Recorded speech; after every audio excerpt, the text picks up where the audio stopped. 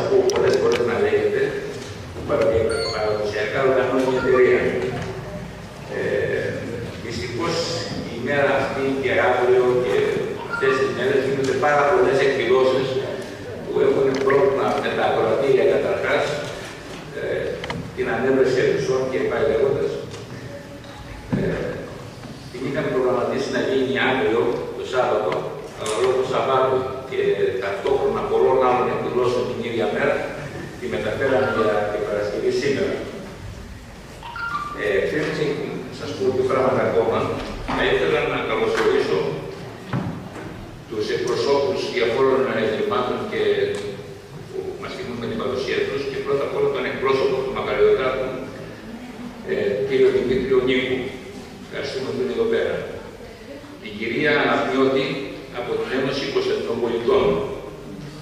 Την κυρία Κουντουριώτη από το Διοικητικό Συμβούλιο των Αγωνιστών του 1821. Την κυρία Οικονομοπούλου από τον Ελληνικό Ερυθρό Σταυρό και την κυρία Κοντιζά που είναι εκπρόσωπος του Πυραϊκού Συνδέσμου. Τους ευχαριστούμε όλους που μας τιμάνε με την παρουσία τους.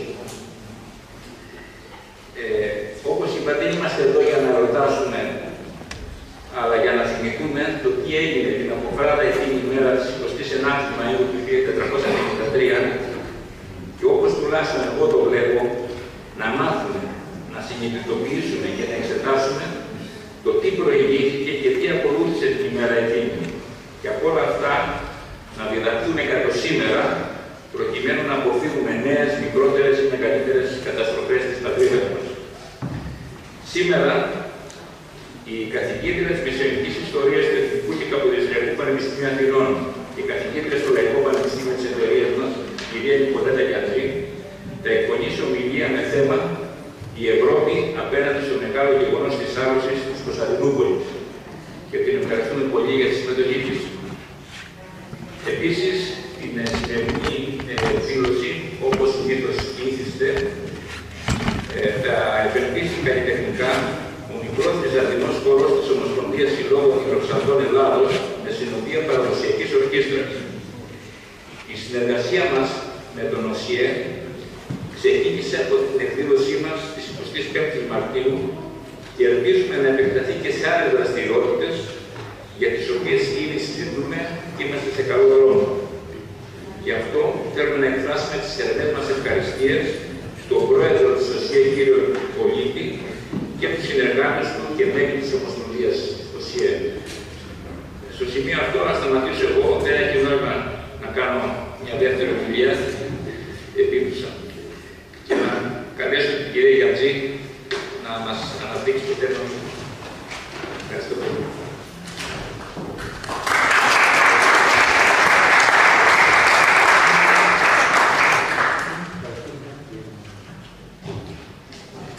Καλησπέρα σας. Ευχαριστώ μέσα από την καρδιά μου την Εταιρεία των Φίλων του Λαού και το Διοικητικό της Συμβούλιο που είχε την καλοσύνη να μου δώσει αυτή τη τιμή να μιλήσω σήμερα για ένα τόσο σημαντικό γεγονός. Και σας ευχαριστώ όλους που είστε εδώ σήμερα, επενδύετε τον χρόνο σας σε κάτι που ελπίζω ότι δεν θα σας απογοητεύσει. Η ομιλία μου δεν θα είναι μεγάλη, είναι 16 λεπτά, επομένως δεν θα σας κουράσω. Θα ήθελα να αρχίσω με την επισήμανση, όπως είπε και ο κύριος Πρόεδρος, ότι με αυτή την ομιλία δεν πρόκειται να επιχειρήσουμε ένα μνημόσυνο.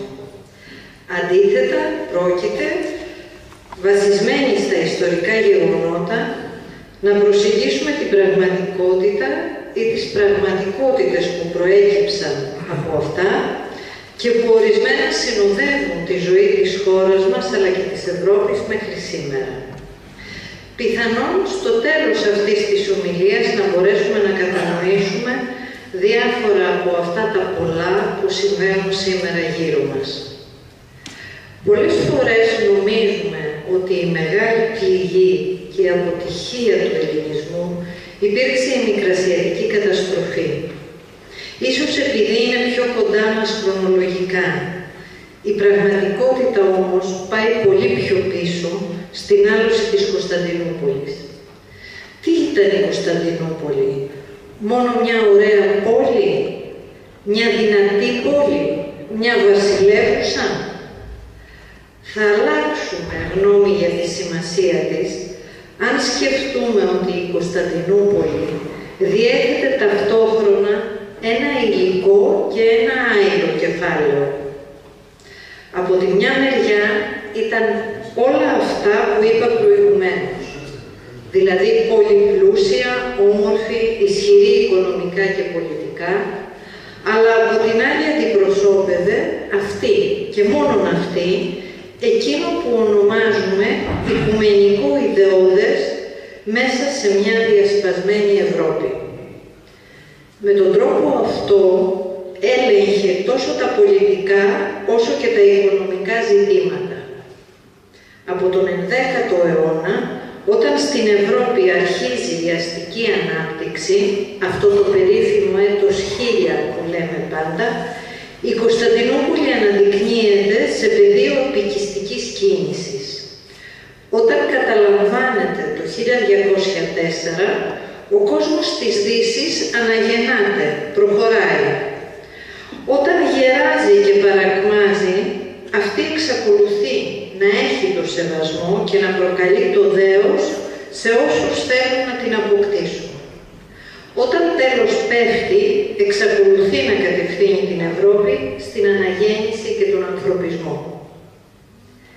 Την επόμενη μέρα της άλωσης, η Ευρώπη είχε να αντιμετωπίσει κατά μήκος των συνόρων της το μουσουλμανικό κράτος, το οποίο εγκαταστάθηκε οριστικά πλέον στα ευρωπαϊκά εδάφη.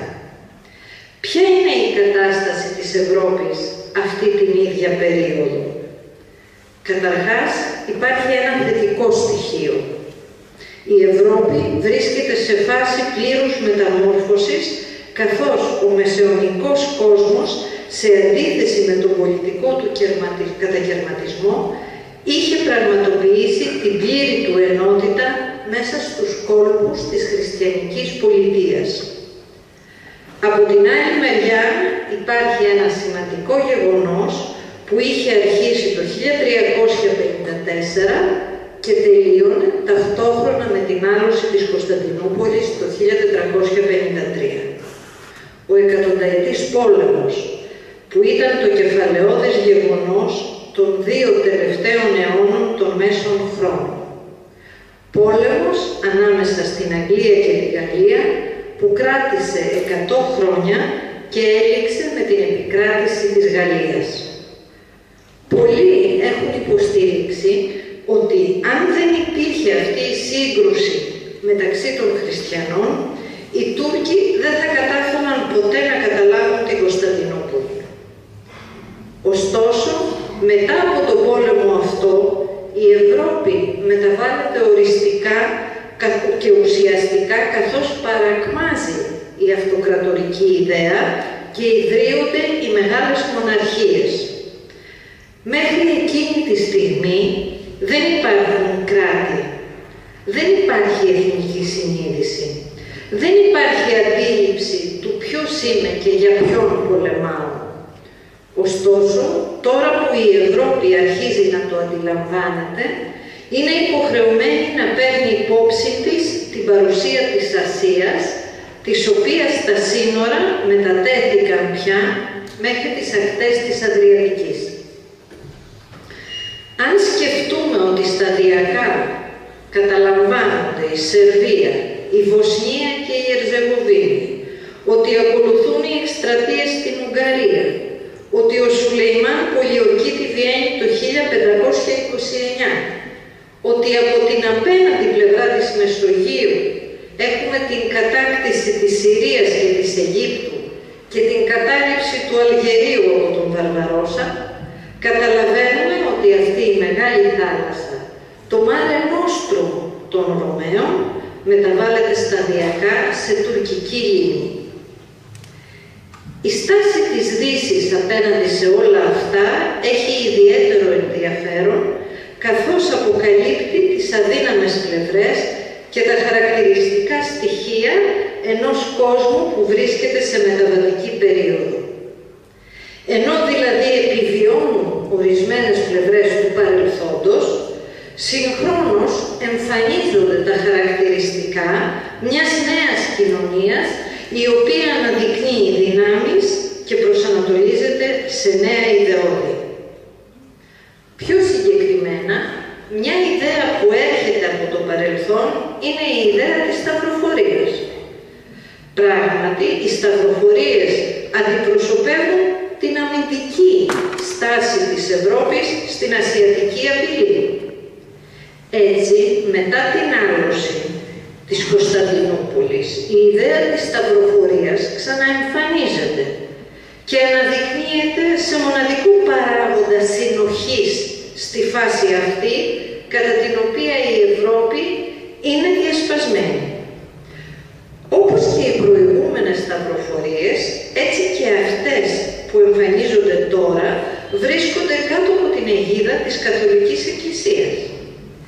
Όλοι σχεδόν οι πάπες μετά το 1453 κήρυξαν σταυροφορίες. Ο Νικόλαος ο Πέμπτος, ο Κάλιστος ο Τρίτος, ο Πίος ο Δεύτερος και πολλοί ακόμη. Οι Έλληνες που βρέθηκαν στη Δύση εκείνη την εποχή, κυνηγημένοι μετά την άλωση της Κωνσταντινούπολης, συνέβαλαν σε αυτό. Ο Βυθαρίωνας και ο Ιαννός Λάσκαρης ήταν οι πιο σημαντικές φωνές ανάμεσά τους. Ωστόσο, οι σταυροφορίες ή μάλλον τα σχέδια για σταυροφορίες είχαν περιορισμένα αποτελέσματα, καθώς είχαν πια ξεπεραστεί ως μέθοδοι αντίδρασης, όπως επίσης καθώς το περιβάλλον είχε αλλάξει. Μαζί με την αυτοκρατορία είχε παρακμάσει και η Καθολική Εκκλησία, ένας από τους σημαντικότερους πάπες της εποχής, ο οποίος ο δεύτερος, ο κατά κόσμον Εννίας Σίλβιο Πικολόμηνη, έγραφε αυτή την εποχή: «Η χριστιανοσύνη δεν έχει πλέον αρχηγό, τον οποίον να σέβεται και στον οποίο να υπακούει. Οι τίτλοι του αυτοκράτορα και του ποντίφικα είναι για αυτήν ονόματα ψηλά και εκείνοι που φέρουν αυτούς τους τίτλους είναι μάταιες εικόνες». Σε ένα διάστημα μικρότερο από 100 χρόνια μετά την άλωση, η Ευρώπη της σταυροφορίας υποχωρούσε μπροστά σε ένα νέο διαφορετικό κόσμο.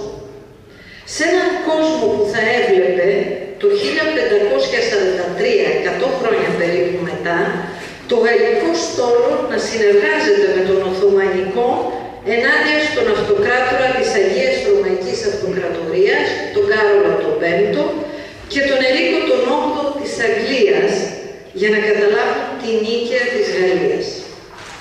Τότε ακριβώς έγινε κατανοητό ότι οι Τούρκοι είχαν μπει στο σύστημα ισορροπίας της Δύσης. Και στο σημείο αυτό εντοπίζεται ουσιαστικά η μεγάλη καμπή που προκλήθηκε στην παγκόσμια ιστορία μετά την πτώση της Κωνσταντινούπολης, η οποία προκάλεσε μια σειρά από τεράστιες μετατοπίσεις, τόσο πολιτικές όσο και οικονομικές, που μας επιτρέπουν να θεωρήσουμε ότι τότε, εκείνη την εποχή, γεννήθηκε η νεότερη Ευρώπη. Πράγματι, οι οικονομικοί και πολιτικοί προσανατολισμοί αποτελούν τις δυο αναπόσπαστες μορφές της πορείας της Ευρώπης προς την νεωτερικότητα. Η Οθωμανική επέκταση έθετε σε κίνδυνο το εμπόριο της Μεσογείου, το οποίο ασκούσαν κυρίως, όπως είναι γνωστό, οι πόλεις της Βόρειας Ιταλίας. Ήδη πριν από την άλωση, από την εποχή που ιδρύθηκαν τα τουρκικά εμιράτα στη Δυτική Ασία, οι εμπορικές δυνάμεις της Δύσης είχαν ενοχληθεί από την πειρατεία των Τούρκων, αλλά η αντίδρασή τους ήταν συμπτωματική και χαλαρή. Από το 1387, φανταστείτε πόσο πριν από την άλωση, μέχρι το 1446, τόσο οι Βενετοί όσο και οι Γενουάτες υπέγραφαν συμφωνίες με τον Μωάμεθ το δεύτερο. Μετά την άλωση όμως, στη θέση της Βυζαντινής Αυτοκρατορίας, που συνέχιζε την οικονομική παράδοση της ελληνιστικής και ρωμαϊκής εποχής, ιδρύθηκε ένα κράτος στρατιωτικό και απασχολημένο με τον επεκτατικό του αγώνα, τουρκικής οικονομίας δεν ευνοούσε καθόλου την εμπορική ανάπτυξη. Ο εύξηνος πόντος έκλεισε ερμητικά για το διεθνές εμπόριο. Η εποχή των μεγάλων γραμμών της ναυσιπλοείας θα κλείσει για τα επόμενα 300 χρόνια. Τα λιμάνια που είχαν ιδρύσει οι Βενετοί και οι Γενουάτες άρχισαν να παρακμάζουν. Την επόμενη μέρα της άρρωσης, η κατάσταση των ξένων παροικιών που υπήρχαν στην πρωτεύουσα ήταν ικτρή. Ένα μέρος του πληθυσμού είχε εγκαταλείψει την πόλη και πολλοί από τους ξένους υπηκόους είχαν σφαγεί ή εχμαλωτιστεί. Ο Μωάμεθ επικύρωσε τα προνόμια των Γενουατών, αλλά φρόντισε να εξουδετερώσει κάθε δυνατότητα αντίστασης. Από εκείνη τη στιγμή, ο Γαλατάς, αυτό το περίφημο εμπορικό κέντρο, μετατράπηκε σε ένα απλό τουρκικό χωριό, του οποίου οι κάτοικοι πλήρωναν κεφαλικό φόρο. Μετά την κατάρρευση των λατινικών παροικιών της Κωνσταντινούπολης, αφανίστηκε σταδιακά και ολόκληρο το απικιακό κράτος της Ευρώπης στην Ανατολή. Φώκια, Λέσβος, Σάμος, Χίος, στα τέλη του αιώνα οι βενετικές πόλεις της Δυτικής Ελλάδας, Ναύπακτος, Μεθόνη, Κορώνη, στον επόμενο αιώνα αργότερα το Ναύπλιο και η Μονεβασιά από την Πελοπόννησο, αργότερα η Ρόδος και η Κύπρος. Ωστόσο, ο απικισμός υπήρξε ο πρωταρχικός παράγοντας της οικονομικής αναγέννησης της Ευρώπης. Χάρη σε αυτόν είχε αποκατασταθεί η Μεσογειακή Ενότητα που είχε σπάσει μετά το χωρισμό της Ανατολικής από τη Δυτική Αυτοκρατορία στη συνέχεια της πτώσης της. Με τον τρόπο αυτό η Ευρώπη είχε ξαναγεννηθεί καθώς αναπτύχθηκε η βιοτεχνία της, ιδίως η υφαντουργία της. Η Ευρώπη χάρη σε αυτόν τον απικισμό είχε φτιάξει το πιστωτικό της σύστημα, είχε φτιάξει εμποροπανηγύρις, φανταστείτε, μια αιώπ του μεσαίωνα. Ως άμεσο παρεπόμενο αυτής της εμπορικής ανάπτυξης ήρθε η κοινωνική ανάπτυξη. Οι κάτοικοι της είχαν μετατραπεί σε ελεύθερους κατοίκους των αναπτυσσόμενων πόλεων. Οι παραγωγικές της τάξεις χειραφετήθηκαν, καθώς η φεουδαρχία υποχωρούσε. Όταν όμως έγινε η άλωση της Κωνσταντινούπολης, η κατάσταση ανατράπηκε. Η απήχησή της είναι οικουμενική, επειδή στις 29 Μαΐου του 1453 στα τείχη της πόλης δεν έπεσε μόνο το ελληνικό Βυζάντιο. Έπεσε επίσης το ευρωπαϊκό Βυζάντιο. Και η πτώση αυτή έπληξε ολόκληρο το σύστημα της ευρωπαϊκής οικονομίας. Η καταστροφή του βυζαντινού κράτους ισοδυναμούσε με την απώλεια της Ανατολικής Μεσογείου. Φυσικά, μετά από αυτόν τον παροπλισμό της Μεσογείου, η Ευρώπη δεν επέστρεψε στη φεουδαρχία και την παρακμή. Οι συνθήκες είχαν πια αλλάξει. Αντί για μια διασπασμένη Ευρώπη του 5ου αιώνα των βαρβαρικών επιδρομών, μια Ευρώπη που είχε καταστραφεί και ήταν εξαντλημένη οικονομικά, τώρα υπήρχαν χώρες οι οποίες προσανατολίζονται προς το καθεστώς των μεγάλων συγκεντρωτικών μοναρχιών. Χώρες που έχουν ανανεωθεί από την πρόοδο του εμπορίου και της βιοτεχνίας. Οι οικονομίες τους μπαίνουν σε μια νέα φάση που χαρακτηρίζεται από την επεκτατική τους ικανότητα, την ευρύτητα των συναλλαγών τους, τη διεύρυνση των αγορών. Σε αντιστοιχεία με τη Μεσόγειο, η Βόρεια Θάλασσα είχε πια μετατραπεί σε σπουδαία ευρωπαϊκή αρτηρία. Παρόλα αυτά, όπως είπα και στην αρχή, η Ευρώπη μόλις έβγαινε από τη δίνη του εκατονταετούς πολέμου. Ήταν εξαντλημένη οικονομικά και περνάει σε όλη τη διάρκεια του δεύτερου μισού του 15ου αιώνα, δηλαδή από το 1450 και μετά, μια Το κύριο πρόβλημα που αντιμετώπιζε ήταν η έλλειψη χρυσού. Χρήματος δηλαδή που είναι απαραίτητο για την ανάπτυξη της εμπορικής δραστηριότητας. Έτσι στρέφεται στην αναζήτησή του και αυτή είναι μια από τις αιτίες των μεγάλων ανακαλύψεων. Η αναζήτηση νέων εμπορικών δρόμων που κατέληξε στη διεύρυνση των γεωγραφικών οριζόντων. Αυτή δεν οφειλόταν αποκλειστικά στην έλλειψη χρυσού. Υπήρχαν κι άλλοι λόγοι, ανάμεσα στους οποίους η απώλεια των μεγάλων αρτηριών του ευξήνου πόντου της Συρίας και της Αιγύπτου. Η κυριαρχία των Τούρκων στην Ανατολική Μεσόγειο κλώνησε το εμπόριο της Ανατολής, που ήταν ο κύριος φορέας της ευρωπαϊκής ευημερίας. Με τον τρόπο αυτό απειλήθηκε η ισορροπία της παγκόσμιας οικονομίας. Με δύο λόγια, ο άξονας του ωκεανού αντικατέστησε και διαδέχθηκε τον άξονα της Μεσογείου. Οι Ευρωπαίοι στράφηκαν προς τη Δύση. Συμπερασματικά, οι χριστιανικές δυνάμεις της Ευρώπης διατήρησαν την κυριαρχία της θάλασσας. Αλλά ποιας θάλασσας? Την ίδια εκείνη στιγμή που οι Τούρκοι έφταναν μέχρι την Αυστρία, οι χριστιανικοί στόλοι με τους Πορτογάλους έβρισκαν ανταπόδοση στον Ινδικό ωκεανό. Οι Πορτογάλοι έκαναν στην πραγματικότητα μια άλλου είδους σταυροφορία, αλλά προς άλλη κατεύθυνση. Είναι χαρακτηριστικές οι χρονολογίες. Το 1498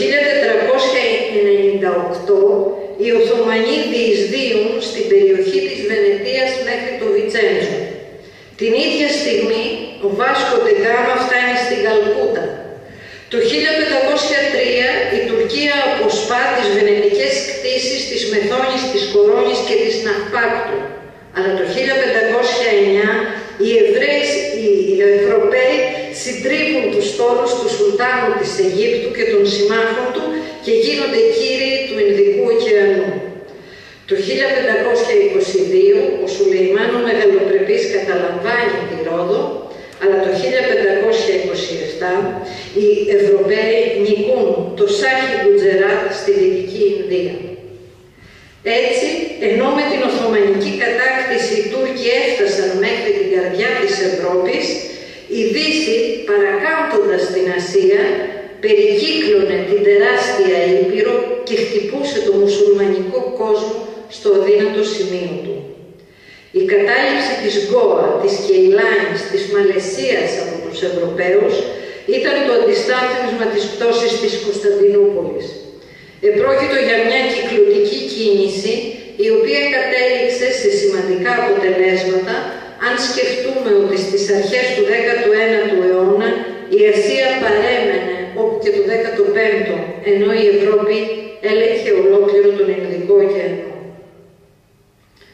Στη σημερινή εποχή, η Ανατολική Μεσόγειος έχει επιστρέψει ως διαφιλονικούμενο πεδίο για τις πηγές ενέργειας που διαθέτει. Είναι ίσως ενδιαφέρον να ξαναδούμε τη στάση της Ευρώπης ύστερα από την απώλεια των αποικιών της στην Ανατολή. Η ιστορία επαναλαμβάνεται? Όχι. Και αν μοιάζει μερικές φορές, αυτό ποτέ δεν γίνεται με τον ίδιο τρόπο. Η ιστορία, ωστόσο, αν και δεν επαναλαμβάνεται, ξέρει να διδάσκει όσους ξέρουν να τη σέβονται. Σας ευχαριστώ πολύ.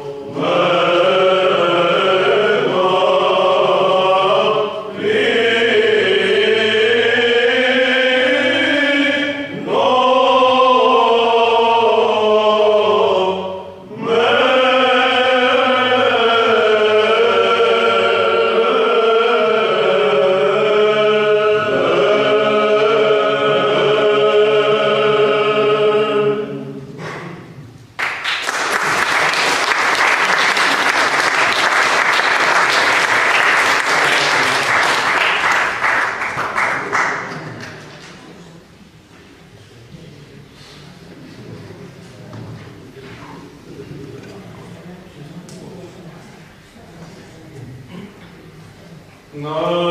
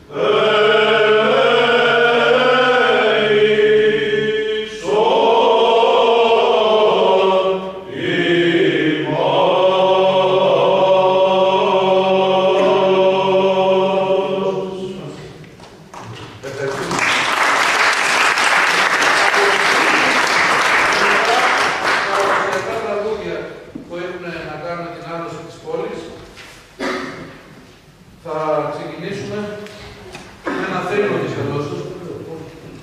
Με ένα θρήνο της γλώσσας, γιατί πολύ μιλάει που μιλάει γενικά για την Κωνσταντινούπολη που έδωσε.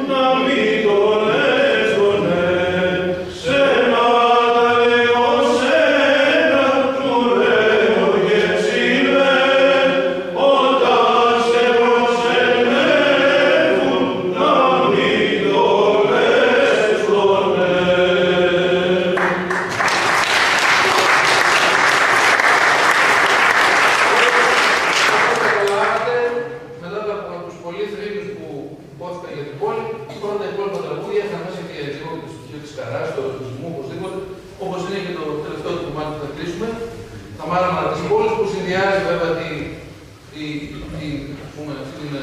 μελαγχολία που έχει το να θυμούμαστε πώς ήταν η Σοφιά και η πόλη, με κάποιο κομμάτι, ας πούμε, ερωτικό, κάποια κουπέλα που αρέσει πάρα πολύ στην Ελλάδα. Santa